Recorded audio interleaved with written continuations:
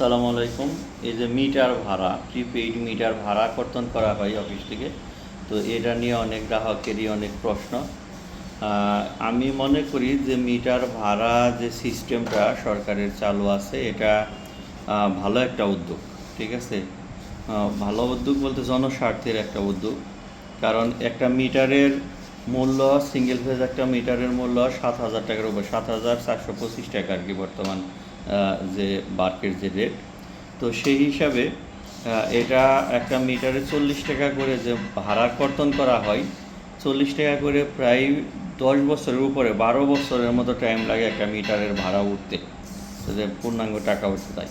কিন্তু এই মিটার দেখা যায় যে বিভিন্ন বজ্রপাত বা অভ্যন্তরীণ ত্রুটির কারণে 2, 4, 6 মাস অনেক গ্রাহকের বা 2, 3 বছরের মধ্যে অনেকের প্রবলেম হয়। তো সেই ক্ষেত্রে কিন্তু এই মিটারটা তখন একদম বিনা কোনো প্রকার টাকা পয়সা ছাড়াই অফিস কর্তৃক সেটা শুধু আবেদনের প্রেক্ষিতে পরিবর্তন করে দেওয়া হয়। তো এই যে গ্রাহক যে ফ্যাসিলিটিটা পেলো, যে 2 বছর একটা মিটার বজ্রপাত বা যে কোনো কারণে বা 6 মাস একটা মিটার নষ্ট হলো, অফিস কর্তৃক সেটা বিনা টাকায় শুধু আবেদনের প্রেক্ষিতে এটা চেঞ্জ করে দিল। কিন্তু গ্রাহকের যদি মিটার ভাড়া সরকার না নেয় বা অফিস কর্তৃক না কর্তন করা হয়, সেই ক্ষেত্রে কিন্তু গ্রাহকের মিটার কিনতে হবে। যেমন বিপিডিবিতে এই সিস্টেম আছে যে গ্রাহক ওপিনিয়ন, গ্রাহক চাইলে অফিস কর্তৃকও দেয়, গ্রাহক চাইলে বাইরে থেকেও সে কিনে নিতে পারে, সেই ক্ষেত্রে মিটার ভাড়া কর্তন করা হয় না।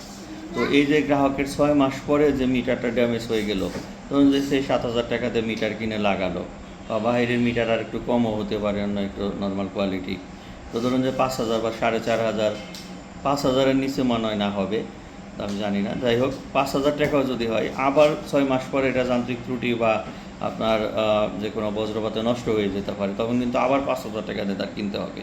আর ভাড়া সিস্টেম থাকলে মোটামুটি আজীবন যতদিন সে বিদ্যুৎ ব্যবহার করতে পারলো, 40 টাকা করে আস্তে আস্তে সে কিন্তু এই ভাড়া সিস্টেমে এটা মানে সুযোগটা পেল। তো এখন বিবেচনার বিষয় আপনাদের, এখন সরকার যদি চায় ভাড়া উঠিয়ে দিতে পারে। আবার ভাড়া উঠিয়ে দিলে হয়তো এমন হতে পারে যে গ্রাহককে কেনা লাগতে পারে, আবার নাও লাগতে পারে সেটা, যেহেতু বিদ্যুৎ কাটে এমনি সরকার অনেক ভর্তুকি দিচ্ছে। ঠিক আছে, তো সেই সুবাদে এটা আমার মতে যে সিস্টেমটা চালু আছে, এটা ভালো একটা উদ্যোগ সরকারের জন্য স্বার্থে। আল্লাহ হাফেজ।